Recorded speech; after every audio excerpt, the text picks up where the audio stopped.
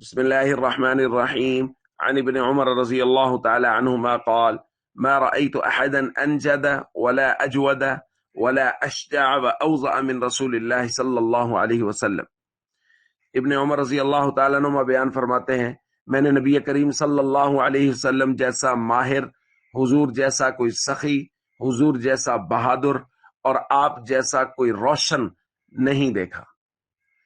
حضرت انس بیان فرماتے ہیں کہ انا رسول اللہ صلی اللہ علیہ وسلم ازہر اللون، نبی پاک صلی اللہ علیہ وسلم روشن رنگ والے تھے، کأن عرقہ اللؤلؤ، حضور کا پسینہ گویا کہ وہ موتی ہوتے تھے، چمکتے ہوئے خوبصورت۔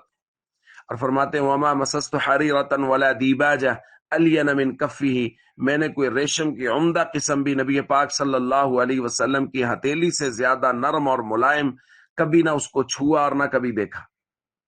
اور فرماتے ہیں کانا رسول اللہ صلی اللہ علیہ وسلم افلج الثنیتین، نبی پاک صلی اللہ علیہ وسلم کے سامنے والے دو دانتوں کے درمیان میں کچھ خلا تھا۔ اذا تکلم رؤی کالنور یخرج من بین ثنایاہ، حضور جب بات فرماتے تھے تو نور نبی پاک صلی اللہ علیہ وسلم کے سامنے والے دو دانتوں کے درمیان سے نکلتا ہوا نظر آتا تھا۔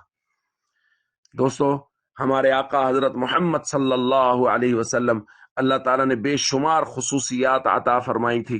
ہمیں چاہیے حضور جیسی صفات پیدا کرنے کی کوشش کریں، سخی بنیں، بہادر بنیں، دینی حمیت پیدا کریں، جہاں مسئلہ دین کا ہو جان کی بازی لگائیں، تن من دھن کی بازی لگائیں، عزت کی، نبی پاک صلی اللہ علیہ وسلم کی عزت کا مسئلہ ہو، صحابہ کرام و اہل بیت کی عزت و ناموس کا مسئلہ ہو، اپنی جان کی پرواہ نہ کریں، بہادر بنیں اور نبی پاک صلی اللہ علیہ وسلم کے جیسے سخی بنیں، غریبوں پر، فقراء، یتامیاں، مساکین پر خرچ کریں جتنی وسعت ہے۔